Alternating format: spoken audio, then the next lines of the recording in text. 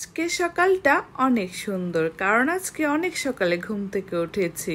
Welcome to my new blog. আজকের ব্লগটা অনেক বেশি স্পেশাল হতে চলেছে কারণ আজকে যাব আমি আমার বাবার বাড়ি। সকালবেলায় নাস্তা করে ফেলেছি, এখন রেডি করব। মেয়ে তো আজকে প্রথমবারের মতো পায়ে নুপুর আর হাতে চুড়ি পরবে। এতদিন ওকে পরায়নি কারণ যেহেতু অনেক ছোট ছিল। আমার মেয়ে কিন্তু এগুলো পরে অনেক বেশি হ্যাপি। বাবার বাড়ি যাওয়ার সময় ঠিক রেডি হওয়ার আগ মুহূর্তটা কেমন জানি অনেক বেশি খুশি খুশি লাগে। আমার মতে সব মেয়েদের মনেই ঠিক এমন অনুভূতিটাই থাকে। সো ফাইনালি আমরা রেডি হয়ে গিয়েছি, এখন একটা সিএনজি নিয়ে চলে যাচ্ছি আম্মুদের বাসায়। আমি চলে এসেছি আর গুটি গুটি পায়ে ছোট মেয়েটাকে নিয়ে বাসার উদ্দেশ্যে যাচ্ছি। আমার বড় মেয়ে কিন্তু আগে থেকে তার নানু বাসায় ছিল। অ্যাকচুয়ালি আমরা আজকে ওকে নেওয়ার জন্য এসেছি, আমি কিছুদিন থাকবো বটে। বাবার বাড়ি আসলে অল টাইম যেন খাওয়ার উপরে থাকা যায়। বাসায় এসে দেখি ভাবি ওয়েলকাম ড্রিঙ্কস দিয়েছে আর কিছু স্ন্যাক্স আইটেম। সবাই নাস্তা করছিলাম আর ওদিকে আমার ভাবি দুপুরের রান্নার জন্য প্রস্তুতি নিচ্ছিল। আজকে কিন্তু অনেক মজার মজার রান্না হবে। এদিকে বিফ কাবাব হচ্ছে, কাবাবটা এত মজা ছিল যা মানে মুখে লেগে থাকার মতো। এখন যে আমি ভয়েস ওভার দিচ্ছি এখন কিন্তু আমার আবার খুব খেতে ইচ্ছে করছে এই বিফ কাবাবটা। আমি যখন বাবার বাসায় গেলে রিলে শ্যুটগুলো করি ঠিক এইভাবেই আমার শ্যুটগুলো করা হয়, আর পাশে আমার ভাইয়াও আমাকে হেল্প করে। দুপুরের মেনুতে কিন্তু কাচ্চি বিরিয়ানি রয়েছে, যদিও এটা চিকেন দিয়ে রান্না হচ্ছে। ম্যারিনেশন আর হচ্ছে সব প্রিপারেশন আমার বড় ভাইয়াই করছে, তবে রেসিপিটা হচ্ছে আমার ভাবির।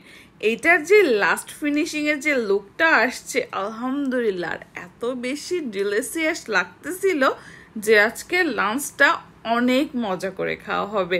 বাবার বাড়ি গেলে যেন আমি খাওয়ার উপরেই থাকি, আমি কি খাবো সেটার উপরে ডিপেন্ড করে আম্মু ভাবি ভাইয়া সবাই তাই ডিসিশন নেয় আমি কি খাবো। তো আমরা সবাই লাঞ্চ করতে বসে পড়েছি। আলহামদুলিল্লাহ ফ্যামিলি সবার সাথে একটি সুন্দর লাঞ্চ হলো। বাবার বাড়িতে প্রতিটা মেয়েরই অনেক আরামে এবং খুব ভালোভাবেই দিনগুলো কাটে। আমার সোনামণিরা কিন্তু বিরিয়ানি অনেক বেশি পছন্দ করেছে। যতই চিন্তা করি না কেন বাবার বাসায় গিয়ে একটু কাজ করব, কোনো রকমে যেন তা কিছু হয় না। দিন শুধু খাওয়ার উপর আর ঘুমের উপরে চলে যায়। সবারই মনে হয় এমনটা হয়, তাই না? খাওয়া শেষে ডেজার্টে ছিল ফালুদা। ফালুদা তো খেতেই হবে, এত ভারী একটা লাঞ্চ করার পরে ডেজার্ট আইটেম তো থাকতেই হবে। বিকেল গড়িয়ে আসলেই চলে গেলাম বাচ্চাদেরকে নিয়ে একটু ছাদে।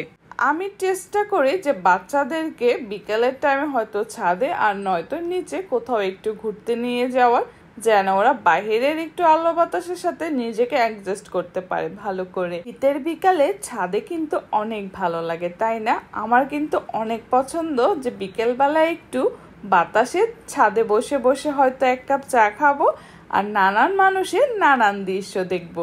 আমার এটা খুবই পছন্দ বরাবর। আকাশটা কেন যেন অনেক বেশি সুন্দর লাগছিল। আর আমার ময়না পাখিগুলো তো এত বড় খোলামেলা জায়গা পেয়ে কুটি কুটি করে খেলছে। মাগরিবের আজানও দিয়ে দেবে, এখন তো বাসায় যেতে হবে। বাসায় এসে দেখি যে এখন সন্ধ্যার নাস্তা রেডি। আজকে হাতে মাখার বুট মুড়ি মাখা হবে।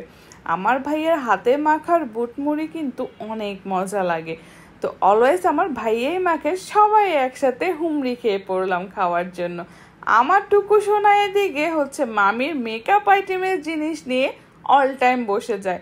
সে নাকি মেকআপ করবে। কিন্তু অনেক বেশি হয়ে গিয়েছে, এখন আমরা ডিনার করে নেব। ডিনার একদম হালকা পাতলা ভর্তা ভাত। আজকে এটুকুই, আল্লাহ হাফেজ। Thank you for watching, bye by.